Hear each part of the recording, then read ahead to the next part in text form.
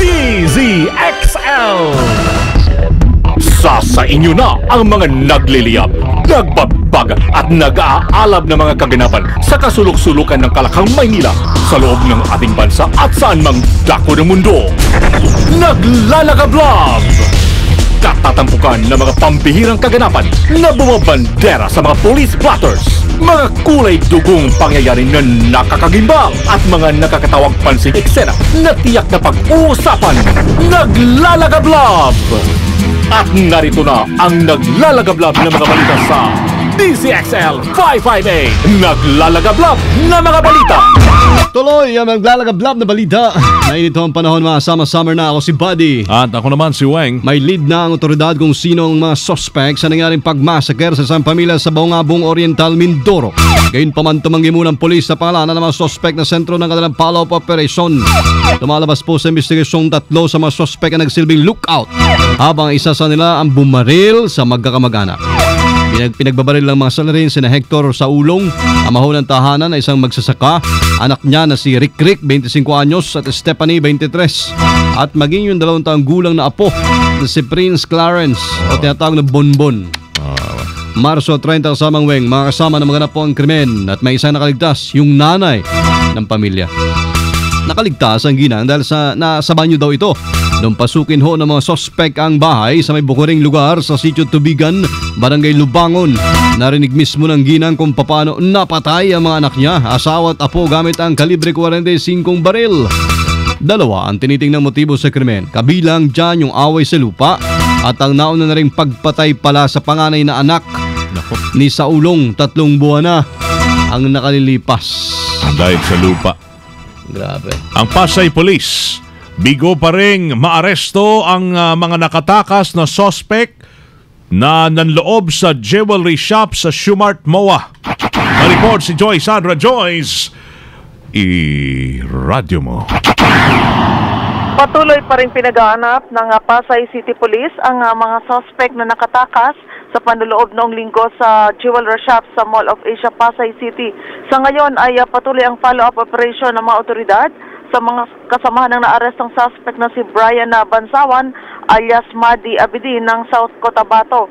Tumatanggi naman ang Pasay City Police na isa publiko kung ang mga nakatakas na suspect ay nasa Metro Manila pa o nakalabas na ng Kalakhang, Maynila. Patuloy ang profiling ng pulisya sa iba pang mga suspect para mabatid kung may criminal records ang mga ito. Kasama mo sa Pasay City para sa DZXL 558, Joyce Adra at RMA. Naglalagablab na mga balita. DZXL Bulat Palaro. Namatay sa aksidente kanina umaga sa South Luzon Expressway ang dating PBA 6'5 forward player na si Brian Gahol matapos po ang karambolan ng 3 sasakyan. Sa investigasyon, unang bumangga isang cargo jeep sa isang trailer truck na bumundol naman sa van kung saan po nakasakay si Gahol at 4 pa niyang kasamahan na nakaligtas. Papunta sana ang grupo ni Gahol sa Quezon City para dumalo sa isang lamay nang mangyari po ang hindi inaasahan sa northbound lane ng SLEX. Liban sa UP Maroon sa UAP, ilan sa mga pinaglarong koponan ni Gahol sa PBA ay ang Alaska Aces, Petron Blaze at Barako Bull.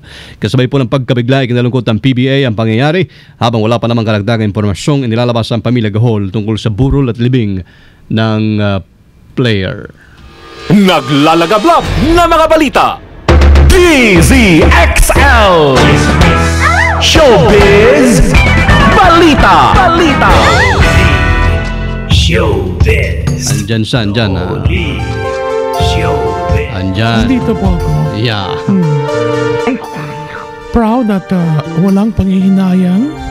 Hello everybody. Hi. Hello everyone. Hello, Loli. Malungkot ka ngayon, eh. Iba yung dating mo ha. Malat ka rin. Sinesegue ko lang yung mood kanina. Bagay oh. Ng balita. Grabe naman kasi.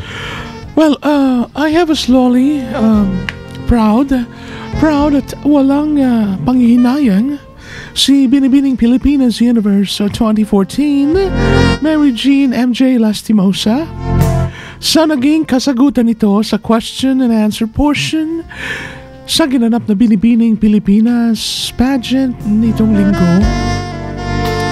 Kontento raw siya ang 26-year-old na North Cotabato beauty queen sa kanyang binitawang sagot.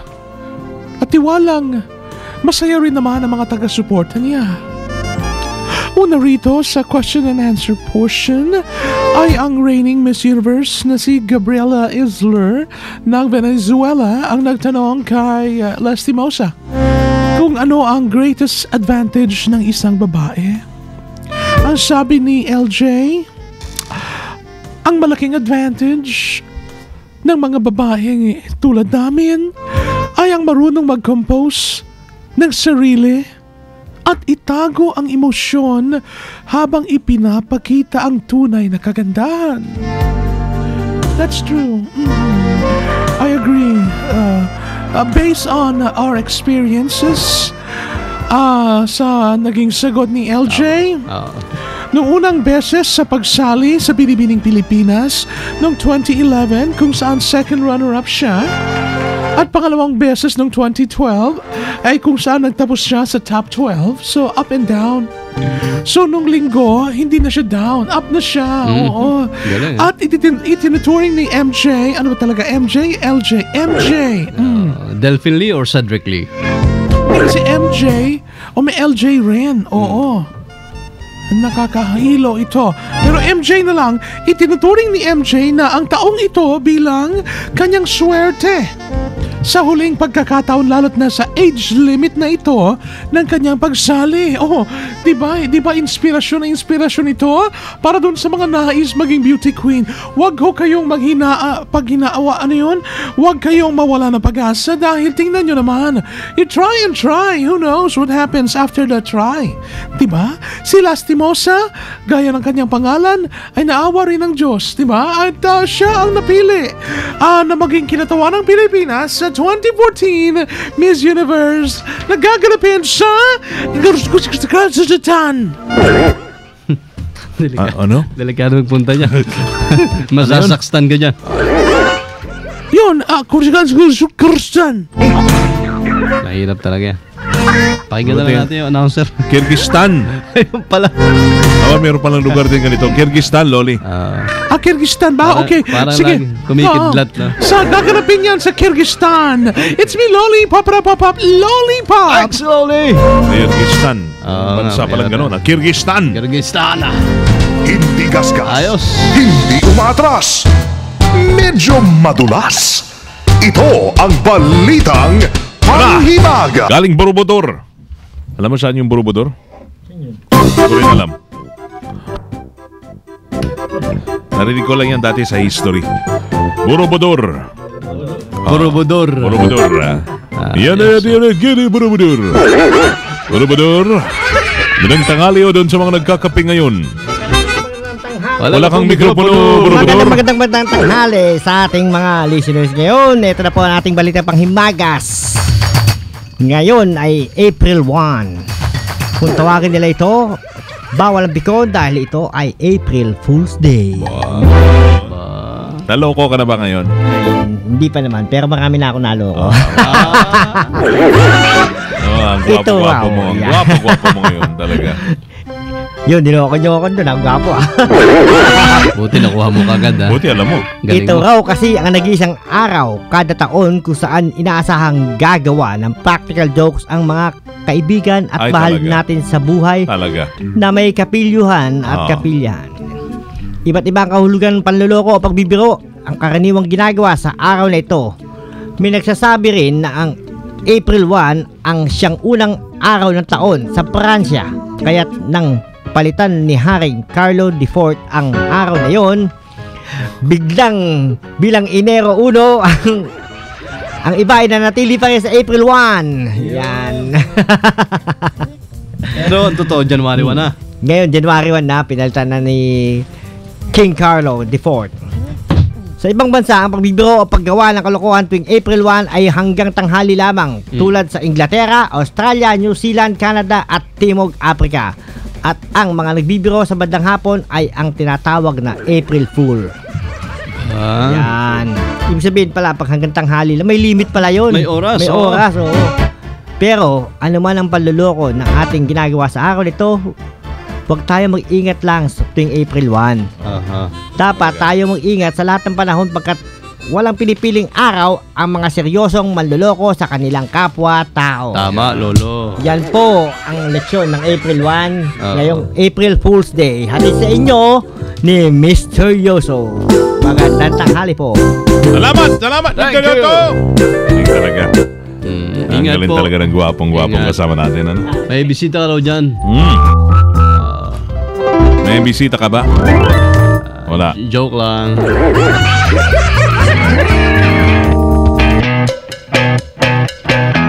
Alright. Good morning, good afternoon. Sa mga nasa Maui, Hawaii. Yan. Alright. Ustream. Regards po, Papanood tayo ho dyan. At kay yung suki natin, ha? Ang suki nating si Aimee. Yan, Aimee, salamat ha. Yan, thank you. Si Pitikay. Ayan, si Pitikay, oh. Thank you. At binabati lang po natin mga DCXL libo-libo araw-araw raffle promo winners today. Oy, nako! April 1. Hindi po ito biro, hindi ho ito kalokohan. May Totoo pera, po may ito. pera ho May to. pera. May pera. 1,000, di ba? 1,000? Oh, yeah. Wow.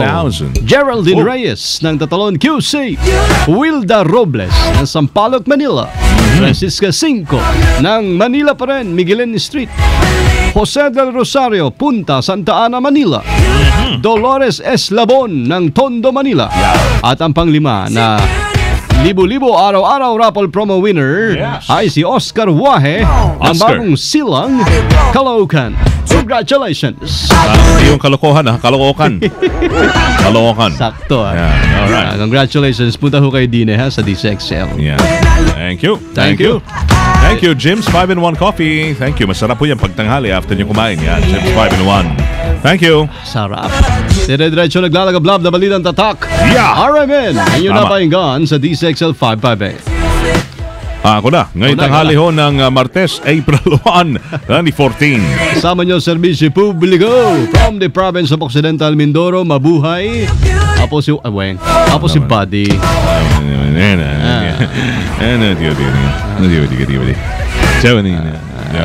Yan na yun. Borobodor. Oh, ayan. Okay na? Ikaw na para. Wala din.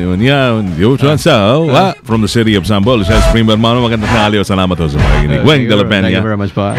Ay po lahat din yan. Ano na? Tatak. RMN. Subayin niyo ang nabibirang bubutong kalipunan ng mga pinakahuling kaganapan sa Kalakang, Maynila, sa ating bansa at saan mang dako ng mundo. Naglalagablab! Dito lamang sa Unang Pihit, DZXL 558, ang bagong kasama mo! That news was brought to you